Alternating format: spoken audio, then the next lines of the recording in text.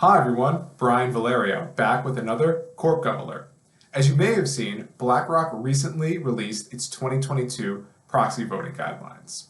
And there are some updated policies that I wanted to update you all on.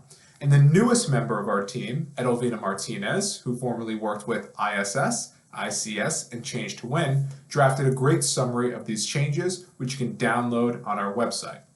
So overall, BlackRock's 2022 policy changes are mostly incremental and continue BlackRock's emphasis on environmental and social issues. As we all know by now, BlackRock took a more active role in its vote last year, voting against management proposals, voting against directors, and or voting for shareholder proposals on environmental and social issues. So these new policies are the product of that continued focus on environmental and social issues. So let's talk about what some of the key changes address. Well, there's about 4 key changes, in my opinion, and those focus on climate risk, diversity, sustainability reporting frameworks, and the use of environmental and social metrics in executive compensation plans. So on climate risk, let's start there. The policy update builds on the current expectations that companies disclose a net zero aligned business plan. And for 2022, what we're seeing is BlackRock expecting companies to demonstrate their plans' resilience to various decarbonization plans, as well as the goal of limiting global warming to 1.5 degrees Celsius. So BlackRock also introduced a new topic into their climate risk policies, and that's this idea of a just transition.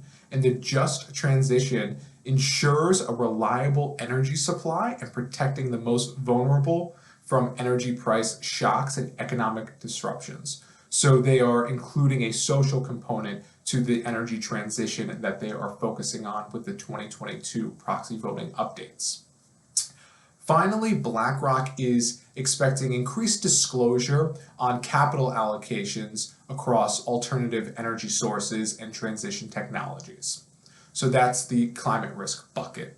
Moving on to the diversity bucket, the big change here is that BlackRock is pushing companies to aim for 30% diverse representation on boards and encourages at a minimum 2 female directors and 1 that self-identifies as part of an underrepresented minority. Moving on to sustainability reporting frameworks, BlackRock continues to focus on the use of TCFD-aligned reporting and is also now acknowledging that there could be other reporting standards that are appropriate other than SASB. So that's been the evolution of the policy there. And now finally focusing on environmental and social metrics and executive compensation, BlackRock clarified that it doesn't have a preference for the inclusion of these metrics in incentive plans, but if companies do elect to choose these types of plans and use environmental and social metrics as part of their plans, that the metrics that they choose should be aligned with corporate strategy, just as they would with any other financial or operational metric. So please reach out if you have questions about how these policies are going to impact your company, and we will continue to update you as there are new updates that come in from the various institutional investors over the next few weeks and or months. Have a great holiday season, everybody.